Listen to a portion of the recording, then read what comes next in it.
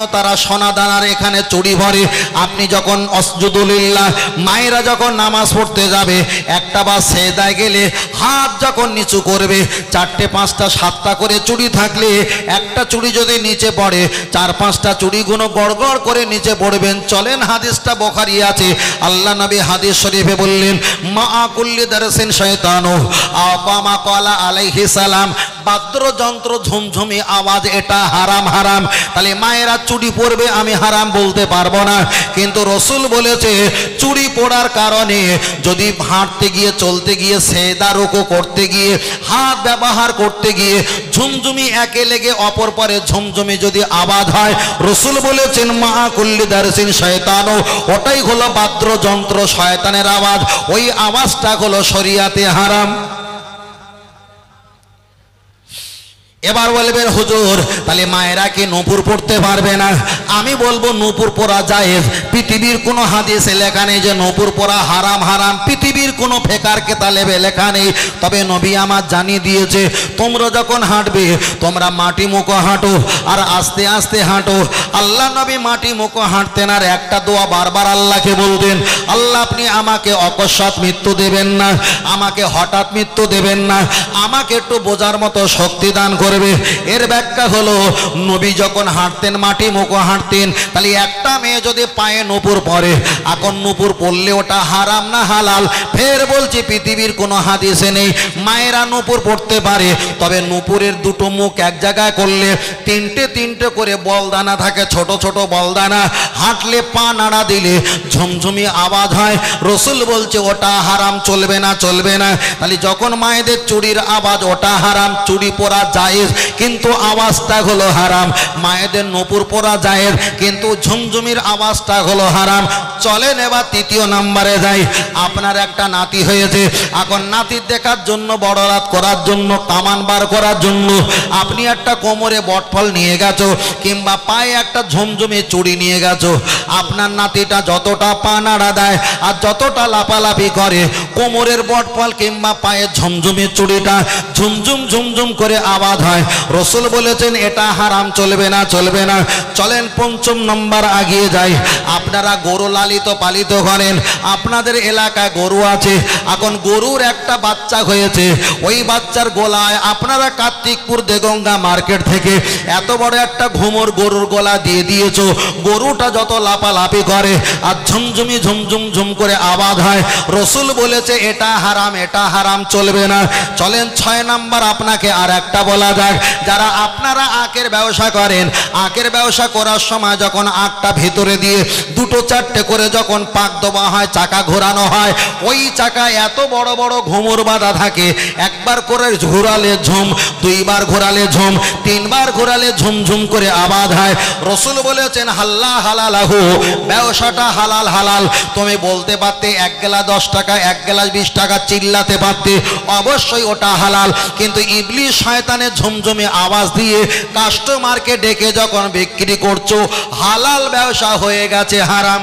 চলেন 6 number 7 number অপশানে আপনার কাছে আগিয়ে যায়।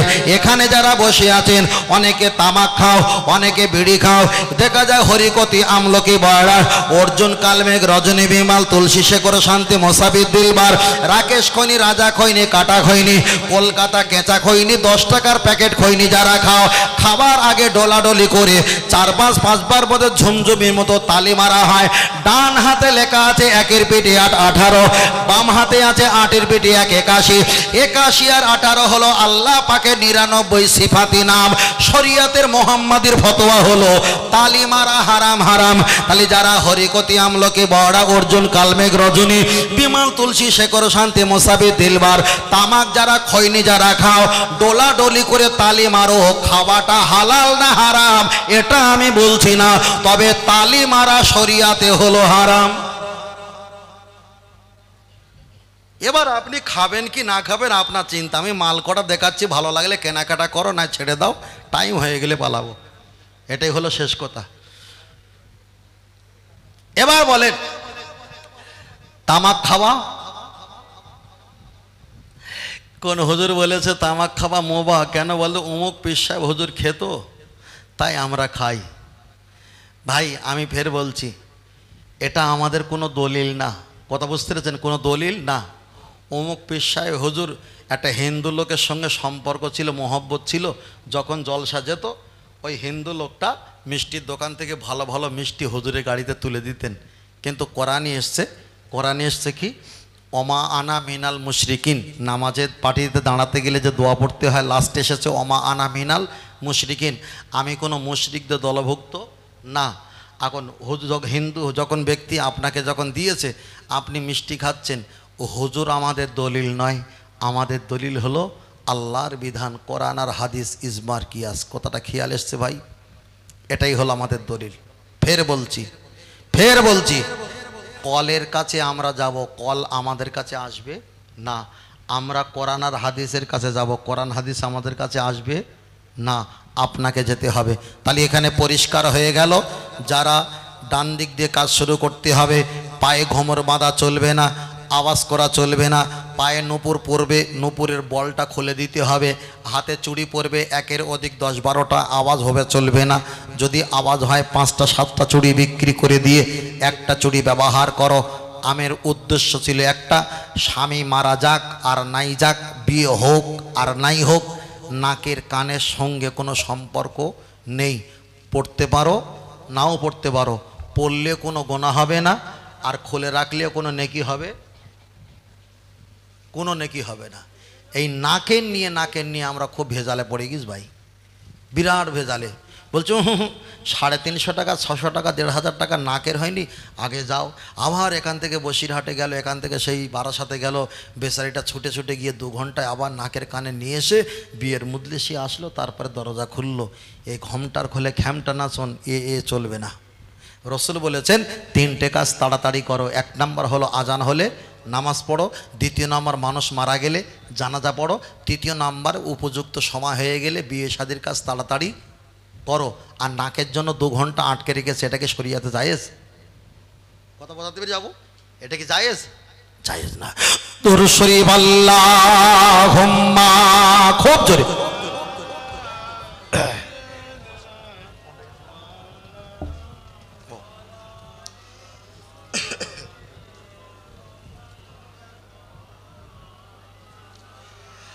আরো জোরে আল্লাহুম্মা,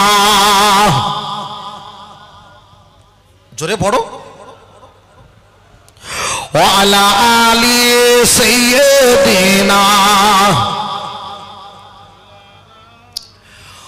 ও আমার বাতিরা, আমি আপনাকে বোঝাতে চেয়েছিলাম, তাহলে মেয়েদের স্বামী যদি মারা যায়, ওরা নাকের খুলবে কি না খুলবে তাদের ব্যক্তিগত ব্যাপার, তবে পৃথিবীর কোনো কেতাবে নেই স্বামী মারা গেলে নাকের খুলে দিতে হবে কিংবা নাকের পড়তে হবে, এটা পৃথিবীর কোনো হাদিসে নেই।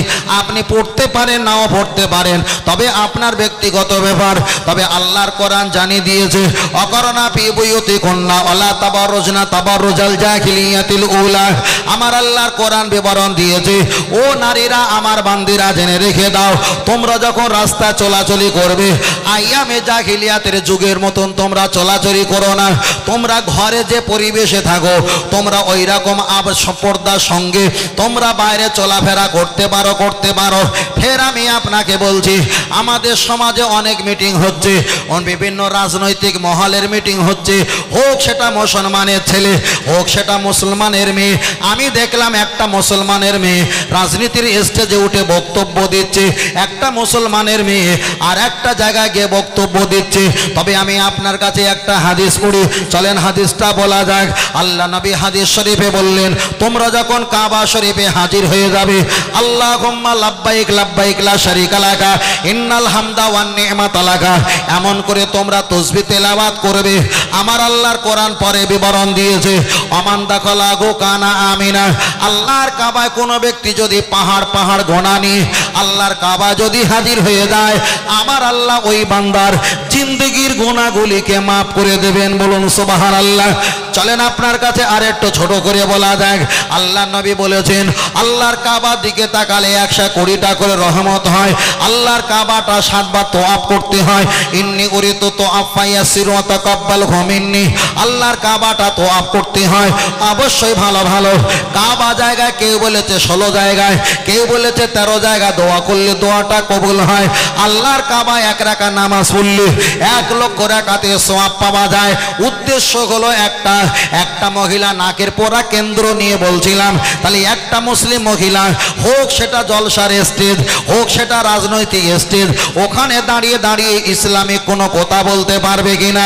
আল্লাহর কাবা বাইতুল্লাহ শরীফে আমার হাজী সাহেব জয়নাল হাবিব সাহেব বা দাদু ভাই উনি হজ পাকে চলে গেছেন। আল্লাহর কাবাটা তোয়াফ করবে, আল্লাহুম্মা লাব্বাইক লাব্বাইক লা শারীকা লাকা এমন করে জোরে জোরে তাসবিহ পাঠ করবে। কিন্তু ওনার সঙ্গে ওনার যদি মেয়ে যায় কিংবা ওনার মা যায়, ওনার যদি দেখা যায় স্ত্রী যায়, স্ত্রী যদি স্বামীর মতো কণ্ঠ দিয়ে আল্লাহুম্মা লাব্বাইক লাব্বাইক লা শারীকা লাকা এমন করে যদি পুরুষের মতো চিল্লে চিল্লে আওয়াজে আল্লাহ তাসবিহ যদি তেলাওয়াত করে, ওখানে গল্প নয়, হাসি নয়, ঠাট্টা নয়, ইয়ারকি নয়, আড্ডা নয়, আল্লাহর দেখা যায় তেলাওয়াত যদি করে, আল্লাহ নামে তাসবিহ যদি পাঠ করে। বসিরহাট হুজুর একটা কেতাবে লিখেছেন, কেতাবটার নাম হলো হজ সংক্রান্ত মসলার কেতাব। আল্লাহর কাবা বাইতুল্লাহ শরীফে পুরুষেরা তোমরা জোরে জোরে তাসবিহ পাঠ করতে পারো, কিন্তু নারীরা তোমরা যদি আল্লাহর নাম হওয়া সত্ত্বেও একটা বার যদি জোরে মুখ থেকে আবার যদি খসিয়েছো, তোমার ডান দিকে বাম দিকে সামনে পিছনে পৃথিবীর অগণিত পুরুষ লাখ লাখ পুরুষ আছে, তোমার গলার কণ্ঠের আওয়াজ যদি তারা একটা বার শুনতে পায়, আল্লাহর কোরআন বিবরণ দিয়ে বলছে নারুন হাবিয়া, ওই জিহ্বাটা টেনে নিয়ে হাবিয়া নামীয় জাহান্নামে আমার আল্লাহ পুঁতে দেবে। ও আমার বাপজিরা, তাহলে আল্লাহর কাবা শরীফে যেখানে আমার আল্লাহর নবী বলেছেন 1 রাকাত নামাজ পড়লে 1 লক্ষ রাকাতের সওয়াব, একবার যদি কাবা তোয়াফ করা হয় আমার আল্লাহ জিন্দেগির গুনাহ মাফ করে দেয়। যে কাবা দিকে তাকালে 120টা করে রহমত নাজিল হয়, ওই কাবা শরীফে কোরআন নাজিল হওয়ার জায়গা, ওই কাবা শরীফে রহমত নাজিল হওয়ার জায়গা। সূরাতুল মাক্কি কোরআন শরীফ নাজিল হয়েছে মক্কা শরীফে, ওই মক্কায় লক্ষ লক্ষ অগণিত নবীগুণ তারা হাজির হয়েছে। কাবাতে শরীফাতে বলে নামাজ পড়া হয়, ওই কাবায় গল্প নয়, হাসি নয়, ঠাট্টা নয়। আল্লাহ তাসবিহ যদি একটা মহিলা জোরে পাঠ করে, এর জন্য যদি জিহ্বাটা জাহান্নামে যদি পুঁতে রাখা হয়, ও বাপজিরা আমি মায়েদের কথা বলছি, আমাদের সমাজে মেয়েরা অনেকে স্টেজে গজল বলে, আমাদের সমাজের মেয়েরা অনেকে দেখা যায় ওয়াকফ বিল নিয়ে তারা মাইকে বক্তব্য দিচ্ছে, কিংবা রাজনীতির মহলে তারা মাইকে বক্তব্য দিচ্ছে। রসুল বলেছে না না এটা চলবে না, এটা হারাম। আল্লাহ নবী একটা কেতাবে বলেছে কিয়ামত কা কুছ নিশানা বাতা দিয়া सकता, আমি মুহাম্মদ সাল্লাল্লাহু আলাইহি ওয়াসাল্লাম কিয়ামতের কিছু নিশানা তোমাদের কাছে হাজির করলাম। जब अपने माँ बाप की देखो, जब आपको अपने माँ बाप के नाफरमानी करने लगे, যখন পৃথিবীর যুবক ছেলেরা আব্বা মায়ের প্রতি নাফরমানি করবে, জুলুম করবে, অত্যাচার করবে, গানে বাজনে রঙে কি জিয়াদাতি হয়ে যায়, সেই জামানার মানুষেরা গান বাজনা অট্টলিকার আনন্দের পিছনে যখন জড়িয়ে যাবে, আমার নবী আমার পরে বলেছেন বহু জিয়াদা উঁচি ঘর ইমারত বানানে লাগে। সেই জামানার আমার উম্মাতেরা বড় বড় অট্টলিকা ঘর ইমারত যখন বানানো শুরু করবে, বিআলিম আর কম আলিম বিজা পেশুয়া বান যাহেঙ্গি, মানে মূর্খ ব্যক্তি স্টেজে বক্তব্য দেবে আর শিক্ষিত মানুষ ভেড়ার মতো নিচে বসে বসে শুনবে। ইস দিন জব তোমারা সামনে পেশুয়া, এই দিন যখন তোমাদের সামনে হাজির হয়ে যাবে, ও হারগিজ কা কিয়ামত কা নিশানা। আল্লাহ নবী বলেছেন ওটাই হলো কিয়ামতের নিশানা। তাহলে নবী আমার একটা হাদিস শরীফে বলেছেন আন-নিসা ও নিসফুল আকুল কামা ক্বালা আলাইহিস সালাম, একটা পুরুষের হলো 1 টাকা জ্ঞান, একটা নারীর হলো অর্ধেক জ্ঞান। তাহলে পুরুষের যদি জ্ঞান বেশি হয়, নারীর যদি জ্ঞান কম হয়, তাহলে নারী যদি মাইকে বক্তব্য দেয় আর জ্ঞানীওয়ালা পুরুষ নিচে যখন বসে বসে শুনে মারহাবা বলবে, দিদি চালিয়ে যাও যখন বলবে, রসুল বলছেন এই হারগিজ কা কিয়ামত কা নিশানা, এটাই হলো কিয়ামতের লক্ষণ। তবে এই দিন যখন তোমাদের সামনে পেশ হয়ে যাবে, তোমরা বারবার একটা আল্লাহর কাছে দোয়া করবে, রব্বানা হে আমার প্রভু জালাম নামে জুলুম করেছি আনফুসানা নফসের উপরে ওয়া ইল্লাম তাগফির লানা আল্লাহ আমি ক্ষমা চাই ওয়া তারহামনা আল্লাহ আমাকে রহমত করো লানাকুনান্না আল্লাহ তুমি গজব দিও না গজব যদি দাও মিনাল খাসিরিন আল্লাহ আমরা ধ্বংসকারী হয়ে যাব। ও আমার বাপজিরা ছেলেরা যাওয়ার যুবকেরা আপনার সামনে যদি খারাপ কাজ হয় আপনার সামনে যদি শরিয়াতের বিরোধী কাজ হয় রসুল আমার শিক্ষা দিয়েছে মান রাই মুনকারান তোমার সামনে যদি খারাপ কাজ হয় ফালিও গয়রো বিয়াদিহি পারো যদি তুমি হাতটা গুটিয়ে ওদেরকে মেরে সাইজ করে দিতে না না আমি যদি একটা হাত দেই ওদের 20খানা হাত আমি পারবো না। আল্লাহ নবী পরে বলেছে ফাইল্লাম ইয়াস্তাতি ভাবে লিসানি তুমি জবান দিয়ে প্রতিবাদ করো না তুমি যদি মনে করো আমার একটা জবান ওদের শত শত জবান পারবো না।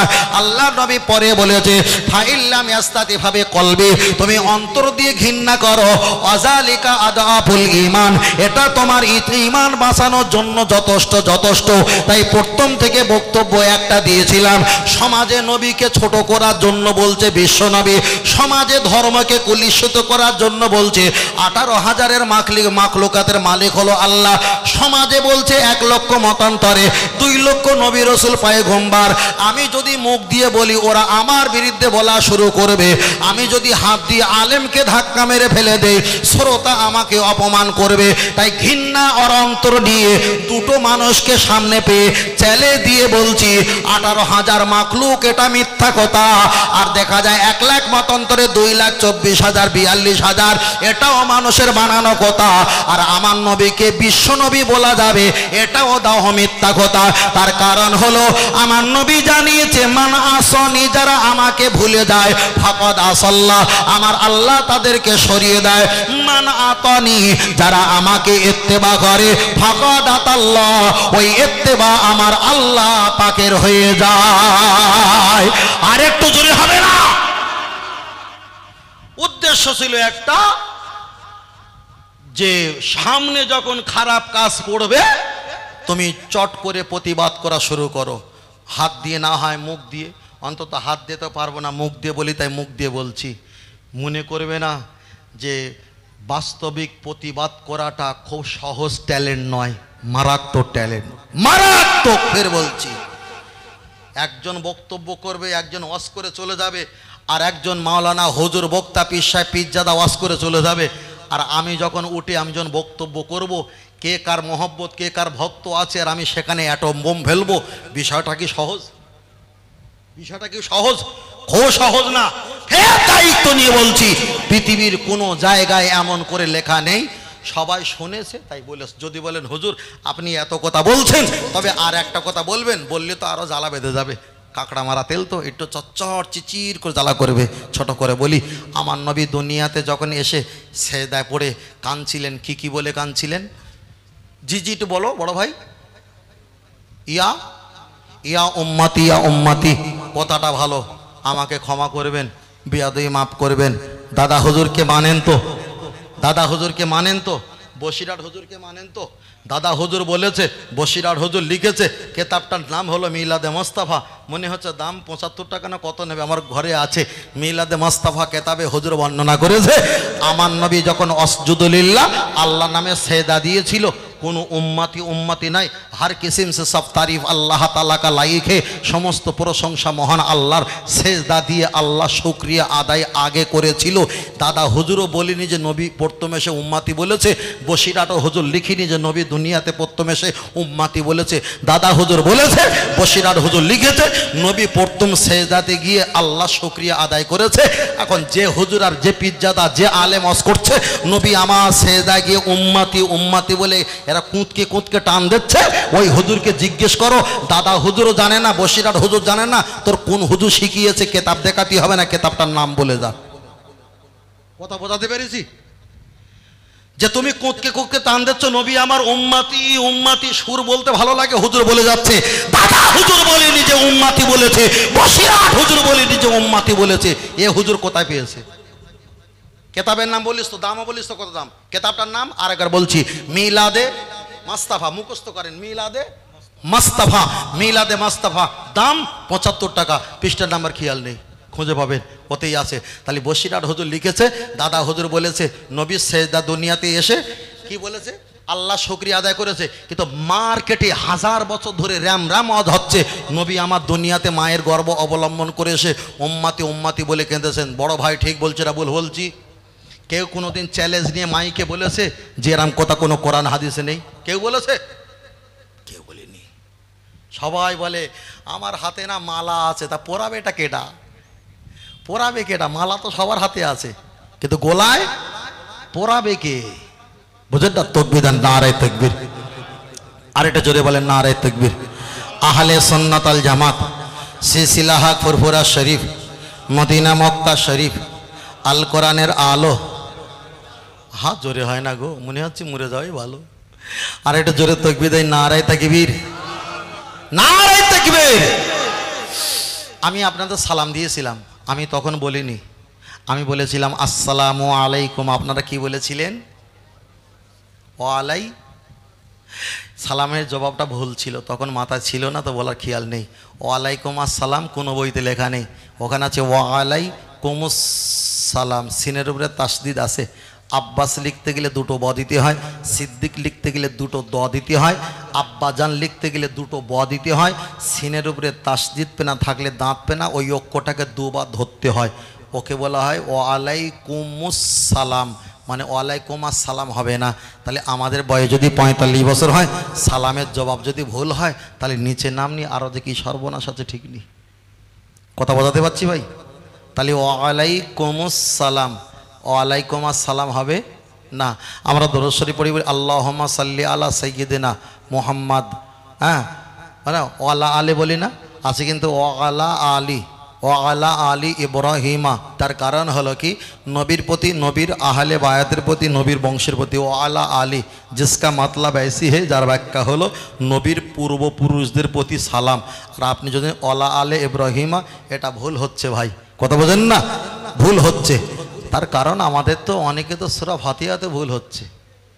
সূরা ফাতিহা ভুল হয় না? ওয়াজ শোনেননি বড় ভাই? সূরা ফাতিহা ভুল হচ্ছে না? 7 বছর আগে ভবিষ্যৎবাণী করেছিলাম আমি, আর আপনাদের মতো শ্রোতা উপরে আমাকে চড় দেখিয়েছিল, হুজুর আপনি খুব মোটা মোটা কথা বলেন, উনি কি সূরা ফাতিহা ভুল পড়ে? 7 বছর পরে সেই কথাটা প্রমাণ হয়ে গেল। চ্যালেঞ্জ দিয়ে বলি, এখন খারাপ, পরে একদিন সত্য হবে। আল্লাহ ও আমার বাপজিরা, চলে না গিয়ে যাওয়া যায়, লক্ষ্য করে দেখা যায়। আমি আপনার কাছে একটাই কথা বলছিলাম, আমার মায়েদের বিষয়টা আমি আপনার কাছে বারবার করে বলছিলাম। তাহলে মায়েরা নাকের পরবে, কোনো সমস্যা নেই। মায়েদের যদি স্বামী মারা যায়, ওরা নাকের পরক আর নাই পরক, এ সম্পর্কে কোনো কোরআন হাদিসে বিস্তারিত কিছুই নেই। তবে নবী আমার জানিয়ে দিয়েছেন, হিলহিয়াতুন গহনা, আরবিতে কাকনকে কেক বলা হয়, মিলহুনকে লবণ বলা হয়, দাকিগুনকে ময়দা বলা হয়, আসাল কে মধু বলা হয়। দেখা যায় সোরাবাতনকে ঝোল ঝোল বলা হয়, দাকিগুনকে ময়দা বলা হয়, এদিকে লাহামুনকে গোশ বলা হয়, মাউনকে পানি বলা হয়, হিলহিয়াতুনকে অলংকার গহনা বলা হয়। এটা আরবি অপশন। তাই আমি আপনার কাছে বোঝাতে চেয়েছি, তাহলে জীবনে আজকে আমরা শিক্ষা পেয়ে যাব। 4-5টা অপশন বলেছি, শিক্ষা পেয়ে যাব। মেয়েদের স্বামী মারা গেলে নাকের পরুক আর নাই পরক, এতে জোর নেই, জবস্তি নেই। চলে এবার আপনার কাছে আর একটা কথা বলছি, লক্ষ্য করে দেখা যায়, পুরুষেরা জান্নাতে গেলে কটা হুর পাবে?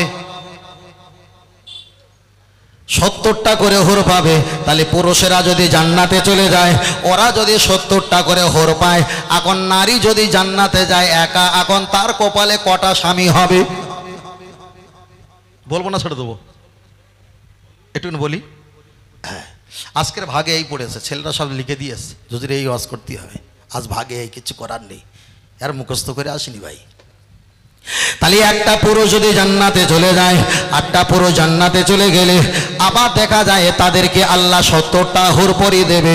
70টা যদি নাজনিয়ামত হুরপরি দেয়, একটা মহিলা জান্নাতে গেছে, এখন জান্নাতে গেলে কটা স্বামী পাবে? যেমন সাপোজ ধরে নিলাম, মেয়েটা তো বিয়ে করিনি, মারা গেছে, স্বামী নাই জান্নাতে পেত, স্বামী যদি মারা যেত, বিয়ে করলে স্বামী জান্নাতে গেলে এর না স্বামী স্ত্রী হতো। কিন্তু মেয়েটা তো বিয়ে করেনি, বিয়ে যদি না করে ওই মেয়েটা যদি মারা যায়, মারা গেলে জান্নাতে কটা স্বামী পাবে? আহা, আমি আপনাকে বোঝাতে চেয়েছি হাদিস শরীফে এসেছে একটা দেখা যায় পুরুষের 70টা করে যখন হরদবা হবে, একটা মহিলা যদি একবার পা মাটিতে যদি ঠোকে ওর অলংকার যা থাকবে যা ঝুমঝুম করে বাজবে, কয়েক শত বছর ধরে ওই পুরুষটা তিনি স্বাদ গ্রহণ করবে। জুড়ে বলেন। আমি আযাব জান্নাতের ব্যাখ্যা বললে অনেকটা ব্যাখ্যা করতে পারবো, কিন্তু সীমিত বলার জন্য আমাকে রিকোয়েস্ট করা হয়েছে, তাই আমি আপনাকে শুধু অপশন নিয়েছি। ছেলেরা তো 70টা করে নারী হুর পাবে, মেয়েরা যদি জান্নাতে যায় ওরা কটা করে স্বামী হুর পাবে। চলেন আপনার কাছে একটা কথা বলি, আল্লাহর কোরআন জানিয়ে দিয়েছে ওয়াসিকাল্লাযিনা তাকাউ রাব্বাহুম ইলাল জান্নাতি যুমারা। আল্লাহর কোরআনে তো অনেক জায়গায় এসেছে ফাদখুলি ফি ইবাদি ওয়াদখুলি জান্নাতি, বান্দা ইবাদত করবে আল্লাহর দয়ার জান্নাতে হাজির হয়ে যাবে। কোন একটা তাফসীরে কয়েকদিন আগে পড়ছিলাম যারা জান্নাতে যাবে তাদেরকেও হাত ধরে টেনে টেনে নিয়ে যাবে, যারা জাহান্নামে যাবে ওদেরকেও হাত ধরে টেনে টেনে নিয়ে যাবে। এবার আপনারা বলবেন হুজুর জাহান্নামে যারা যাবে ওদেরকে হাত ধরে টেনে টেনে নিয়ে যাবে, কথাটা আমরা বিশ্বাস করলাম, কিন্তু জান্নাতে যারা যাবে তাদেরকে কি টেনে টেনে নিয়ে যাবে এটা কি বিশ্বাস করা সম্ভব? আমি বলবো হ্যাঁ, জাহান্নামে যেতে গেলে যত টানা হাত ধরে টানবে জান্নাতে যেতে গেলে আরো বেশি হাত ধরে তোমাকে টেনে টেনে নিয়ে যাবে। যার ব্যাখ্যা হলো আপনাদের এলাকা কোনো একটা ছেলে যদি মোবাইল চুরি করে এই 3 মাথায় বিচার হবে, ঘর থেকে আসতে চায় না, তাকে কি টেনে টেনে নিয়ে আসা হবে না? হবে না?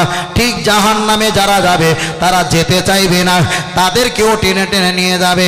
আপনাদের এলাকায় আমার দেখা যায় হাজী সাহেব ভাই, আপনাদের এলাকায় কোনো মুরব্বী আছে, আমি হঠাৎ করে ভুল ক্রমে আপনাদের রাস্তার এখানে চলে এসেছি, দুপুরবেলা আপনারা খানা খাচ্ছিলেন, আমি খানা খাইনি, আমি গাড়ি থেকে নামবো না, আর আপনারা আমার মহব্বতে ভালোবাসায় হাত ধরে গাড়ির ভিতর ধুতে টেনে টেনে আপনি ঘরের ভিতরে নিয়ে যাচ্ছেন।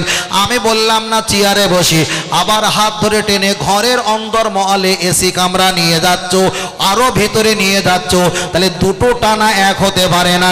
তাহলে জাহান্নামে যারা যাবে ওদেরকেও হাত ধরে টেনে নিয়ে যাবে, ওরা যেতে চাইবে না। আবার জান্নাতি যারা হবে আল্লাহর ফেরেশতা ওদেরকেও হাত ধরে ইজ্জতের সঙ্গে আনন্দ দিতে টেনে টেনে নিয়ে যাবে। আল্লাহর বান্দা বলবে এইখানে বসে আমরা আনন্দ করি, ফেরেশতা বলবে না এটা নয়, আরো ভিতরে চলো। আরো ভিতরে যখন যাবে মন চাইবে এটাই তো এত সুন্দর জান্নাত, আর কি প্রয়োজন আছে? ফেরেশতা বলবে এখানে নয়, আরো চলো, আরো চলো। তুমি যেতে চাইবে না, তোমাকে বন্ধুর মতো আনন্দ করে টেনে টেনে নিয়ে যাবে। তাহলে দুটো টানার ব্যবধান, দুটো টানার ভাষা এক, কিন্তু ব্যবধান হলো ভিন্ন। জোরে বলেন। এবার প্রশ্ন হলো হুজুর জান্নাতে যদি একটা পুরুষ চলে যায় জান্নাতে 70টা নাজ নিয়ামত হুর পাবে, আর ওই পুরুষটা যদি জান্নাতে যায়, স্ত্রী যদি জান্নাতি হয়ে যায়, স্ত্রী হবে ওই 70টা হুর পরি, ওদের লিডার মাতব্বার হবে। হাদিস শরীফের ফেকা এসেছে ওই স্বামীটা যখন দুনিয়ার স্ত্রীর দিকে একটা বার যখন তাকাবে 70টার হুর পরি চাইতে এর দিকে তাকালে কয়েক বছর কেটে যাবে শুধু দেখার স্বাদ গ্রহণ করতে। অনেক ব্যাখ্যা বলার আমার অবকাশ নেই, তবে পুরুষেরা যদি 70টা করে হুর পায়, মেয়েরা কি পাবে? মেয়েরা একটা করে স্বামী পাবে, একটা করে স্বামী পাবে, চাইলে বেশি পেতে পারে, কিন্তু আল্লাহর বিধান ওদের একটা করে স্বামী দেবে। আপনার স্ত্রী, আপনি একটা মহিলা জান্নাতে গেছো, তোমাকে রূপ দেখানো হবে, ফটো দেখানো হবে, যেমন পুরুষ পছন্দ করো তেমন পুরুষ আল্লাহ তোমাকে দান করবে। আর আপনি যদি বিয়ে করার পর স্বামী যদি মারা যায়, আপনিও যদি মারা যাও, আপনি যদি জান্নাতি হও আর স্বামী যদি জাহান্নামী হও, ওই জাহান্নাম থেকে যখন উদ্ধার করে নিয়ে আসবে ওই দুনিয়ার স্বামী আল্লাহ আপনার সঙ্গে সহকর্মী হিসাবে দাখিল করে দেবে। জোরে বলেন সুবহানাল্লাহ। ও আমার বাপজিরা, আমি আপনাকে বোঝাতে চেয়েছি তাহলে জান্নাতের বর্ণনা অনেক ব্যাখ্যা আছে। বিষয়টা আমার ওটা ছিল না, বিষয়টা ছিল মহিলারা জান্নাতে হুর পাবে কয়টা, একটা করে দেওয়া হবে। পরিবর্তন করতে চাইলে আল্লাহ আপনাকে পরিবর্তন করাবে। আপনারা তেলাপিয়া মাছ খাও, তেলাপিয়া মাছ, আমিও তেলাপিয়া মাছ খেতে খুব পছন্দ করি। ডাক্তার বাবুরা বলে কারোর যদি চামড়া কেটে যায়, তেলাপিয়া মাছের চামড়াটা ওই মানুষের গায়ে দিলে ভালো সুবিধা হয়, চামড়াটা কাঁচা হয়ে যায়। কিন্তু তফসিরের ব্যাখ্যা এসেছে তেলাপিয়া সর্বপ্রথম আবিষ্কার হয়েছিল, আল্লাহ দান করেছিল, সেটা ছিল দেখা যায় নীল নদীতে। তাহলে মিশরের ওখানে আল্লাহ দান করেছে, ওই নীল নদী আল্লাহ প্রথম তেলাপিয়া মাছকে আল্লাহ দান করেছে। ওই তেলাপিয়া মাছ নীল নদ থেকে তামাম পৃথিবীর অলিতে গলিতে সমুদ্রে সাগরে বিষখানে ছড়িয়ে গেছে। পৃথিবীর যে প্রান্তে যাবে তেলাপিয়া মাছ পাওয়া যাবে। তফসির কারকেরা ব্যাখ্যা করেছে ওই তেলাপিয়া মাছটা হলো জান্নাতি মাছ, জান্নাতি মাছ। তাহলে জান্নাতে যখন আপনি যাবে আপনি দুনিয়ার তেলা পাবেন, তবে এক একটা তেলাপিয়ার গোশতের স্বাদ 70 রকমের অধিক আল্লাহ বাড়িয়ে দেবে। জোরে বলেন সুবহানাল্লাহ।